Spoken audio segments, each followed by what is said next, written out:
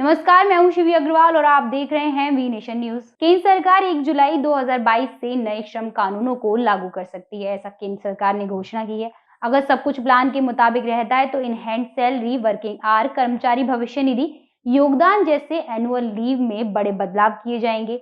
इस बात की चर्चा हो रही है कि नए श्रम कानूनों को अगले महीने से लागू किया जा सकता है। हालांकि अभी तक इस बात पे कोई भी ऑफिशियल नोटिफिकेशन सरकार या कोर्ट की तरफ से नहीं आया है। सरकार का मानना है कि इन कानूनों से देश के निवेश में बढ़ावा मिलेगा और रोजगार के भी नए अवसर पैदा होंगे। दरअसल संसद ने हाल ही में नए श्रम कानून पारित किए, जिसके जरिए कर्मचारियों के वर्किंग आवर, पेड लीव और हर सेक्टर में बहुत कुछ बदलाव हो सकता है।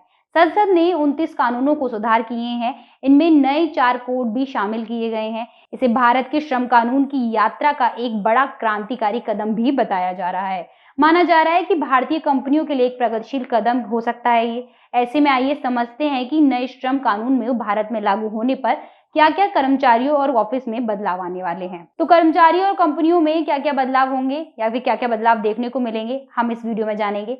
वर्किंग आवर और वीक ऑफ में क्या बदलाव होंगे, सबसे पहले ये जानते हैं। नए श्रम कानूनों के तहत कर्मचारियों को हफ्ते में 5 दिनों में की बजाय 4 दिन भी काम करना हो सकता है। हालांकि इन 4 दिनों के दौरान कर्मचारियों को हर दिन 12 घंटे तक काम करना होगा। वर्तमान में एक दिन में 7 से 8 घंटे काम करना होगा। श्रम मंत्रालय ने पहले ही इस बात को स्पष्ट कर दिया था कि जब भी कोई नए कानून लागू होंगे, कर्मचारियों को हर हफ्ते 48 घंटे काम करने के नियम का पालन करना होगा। हालांकि इस हफ्ते में 4 दिन काम करने की मतलब है लोगों को सप्ताह में 3 दिन की छुट्टियां भी मिलेंगी। अब देखते हैं कि न्यू लेबर लॉ में सैलरी में क्या बदलाव आए हैं। अगर कर्मचारियों के दृष्टिकोण से समझे तो श्रम कानून को लागू होने से उनके लिए एक महत्वपूर्ण कदम साबित होने वाला है। जब भी ये कानून लागू होगा, इन हैंड सैलरी के लिहाज में कटौती की जाएगी, जो एक लिहाज से कर्मचारियों के लिए छोटी अवधि के घाटे का सौदा है। हालांकि अगर इसका दूसरा पहलू देखा जाए या समझा जाए तो वो लंबी अवधि के फायदे वाला कानून यानी कानून साबित हो सकता है। नए नियमों के तहत कंपनियों को भविष्य निधि से अधिक पैसा जमा कराने की जिम्मेदारी उठानी पड़ेगी। नए नियमों के प्रावधान के मुताबिक कर्मचारियों को ग्रॉस सैलरी 50% होनी चाहिए। इससे कर्मचारियों को कंपनी का पीएफ योगदान भी बढ़ सकता है। सरकार ने नए श्रम कानूनों में इस बात का भी ख्याल रखा है कि अगर कर्मचारी अपनी नौकरी के दौरान छुट्टियों का लाभ भी उठा सके। पुराने कानून के तहत एनुअल लीव के लिए 1 साल से कम से 240 वीकेंड्स के लिए काम करना जरूरी होता था, लेकिन अब नए नियमों के तहत इसे घटा दिया गया है। अब 180 दिन काम करने के बाद एनुअल लीव पर भी जा सकते हैं। आसान भाषा में समझें तो आप अगर किसी भी कंपनी में नए भर्ती हुए हैं तो आप पहले 240 दिन काम करते हो, उसके बाद आप एनुअल लीव मांग सकते थे, लेकिन अब आप 180 दिन काम करने के बाद एनुअल लीव के लिए अप्लाई कर सकते हैं। तो चलिए चलते हैं ऑफिस के कुछ कर्मचारियों से बात करते हैं कि क्या कुछ कहना है उनका इस कानून को लेकर और क्या कुछ वो इसको पसंद कर रहे हैं कि नहीं कर रहे हैं, या फिर सच में उनके लिए कुछ नुकसान भी है इस कानून में। तो उनकी राय लेते हैं। तो जो भी श्रम कानून आया है, इसमें क्या क्या बदलाव किए जा रहे हैं, ये मैं आपको वीडियो में पहले ही बता चुकी हूँ और इस वक्त मैं खड़ी हूँ इस सर के ऑफिस में। चलिए जानते हैं कर्मचारियों से कि क्या कुछ कहना है इनका श्रम कानून के ऊपर। Hello ma'am. बोलिए। पूजा पांडे। अच्छा मैम, ये बताइए जो श्रम कानून आया है इस पर आपका क्या कहना है? मैं बस यही बोलना चाहूँगी कि ठीक है, कानून आया है तो चीज़ें बदलती हैं टाइम टू टाइम, बट मुझे ऐसा लगता है कि एक दिन में 12 घंटे देना is not enough for us, क्योंकि इससे हमारा शेड्यूल भी काफ़ी ऊपर नीचे होगा। और जिस तरीके से अगर हमें 3 दिन भी कॉन्टिन्यूस अगर दिए जाते हैं तो मुझे लगता है इसको इम्प्लीमेंट होने में भी काफ़ी टाइम लगेगा, बिकॉज अभी 5 डेज वर्किंग ही हमारा नहीं इम्प्लीमेंट हो पाता है, तो वो चीज़ होने में टाइम तो लगेगा। बट स्टिल मैं बोलूँगी कि 12 घंटे कंटिन्यूस काम करना is little for health also, health issues भी हो सकते हैं उससे। तो अभी मेरे जो चल रहा है, I think I am happy with that. अच्छा, मैं अगर कानून के बारे में पूछूं, एक चीज जो आपको अच्छी ना लगी और एक चीज जो आपको बुरी लगी, मतलब एक चीज अच्छी बताइए, एक चीज बुरी बताइए, आपको क्या लगा? ये चीज़ अच्छी है कि हाँ, एक सिक्योरिटी अब इसमें जो ऐड हुआ है तो हाँ सिक्योरिटी रहेगी।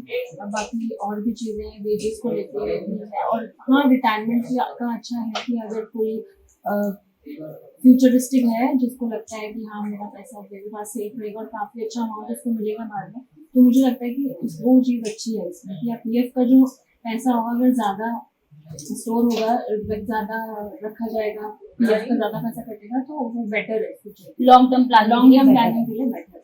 मेरे हिसाब से ये एक अच्छा कदम है, क्योंकि इससे देश में निवेश का माहौल बढ़ेगा। निवेश भारत के लोग ज़्यादातर कर पाएंगे।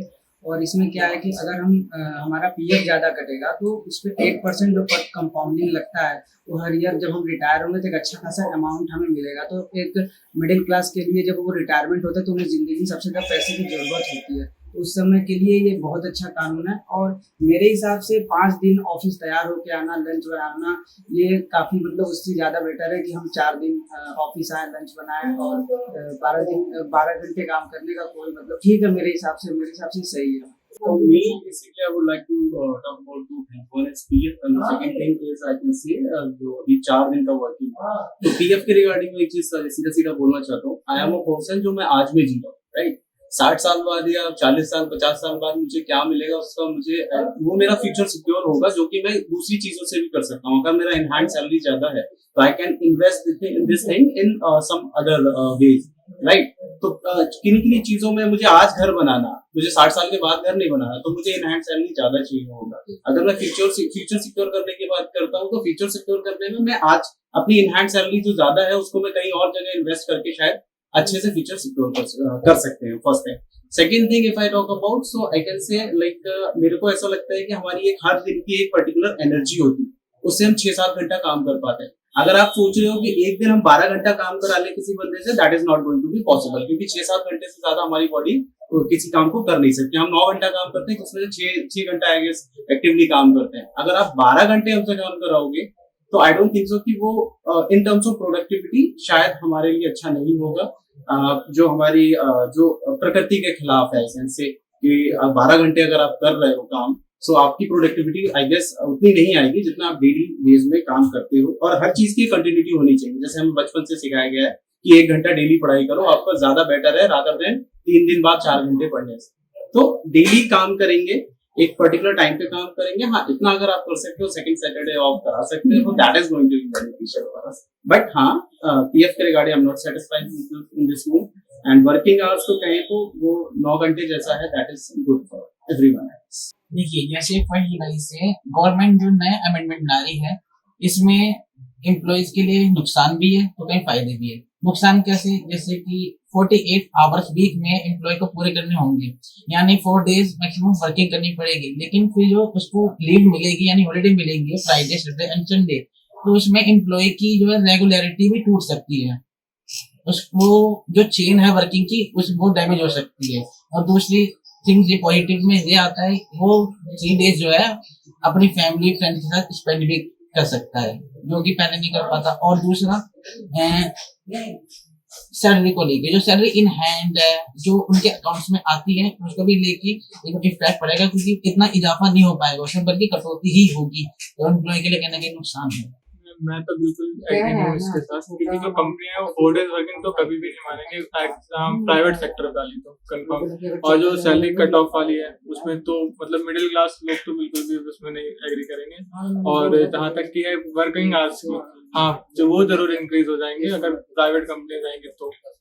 देखिए, अकॉर्डिंग टू मी मुझे ऐसा लगता है कि जैसे अगर कह रहे हैं कि वीक में 3 डेज ऑफ देंगे, तो क्या होता है कि अगर आप जैसे ऑफिस आ रहे हो तो कंटिन्यू आपका बॉडी एक मतलब पता रहता है कि डेली का क्या रूटीन लाइफ है आपके लाइफ में। अब 3 दिन सपोज अगर हम हफ्ते में वीक में 3 दिन ऑफिस आ रहे हैं, हम काम कर रहे हैं, 3 दिन घर पे हैं, तो वो पैसिव मोड में आदमी चला जाता है, एक्टिव मोड में नहीं रहता है बंदा कोई भी। अब सपोज जैसे हम पढ़ने टाइम में देखते हैं कि कंटिन्यू पढ़ते रहते हैं, माइंड सेटल रहता है। जैसे ही हमने 5 मिनट का ब्रेक लिया, थोड़ा सा माइंड डिस्ट्रैक्ट हो जाता है, वो चीज है। सेकंड थिंग कि इसमें एक और चीज मैंने सुना कि सरकार कह रही है पीएफ को मतलब कि बढ़ा देगी, इन हैंड सैलरी कम आएगी। उसमें क्या मैं पीएफ को लेकर क्या, जब मेरा प्रेजेंट ही सेटल नहीं है तो मैं फ्यूचर का क्या देखूं? अभी मेरे को तो प्रेजेंट देखना है ना, मैं जॉब करने वाला हूं, तो पहले मेरा अपना इनकम इन हैंड क्या बन रहा है। तो बस मेरी ये रही, मैं इस रूल रेगुलेशन से मैं सहमत नहीं, उस नॉर्म से जो आने वाली अपकमिंग नॉर्म। तो ये राय थी ऑफिस के कर्मचारियों की, जो अपनी अपनी उन्होंने इस कानून को लेकर राय रखी। तो बाकी खबरों के लिए जुड़े रहे हमारे चैनल वी नेशन न्यूज के साथ। वी नेशन न्यूज को सब्सक्राइब करना ना भूलें और नोटिफिकेशन के लिए बेल आइकन जरूर दबाएं। धन्यवाद।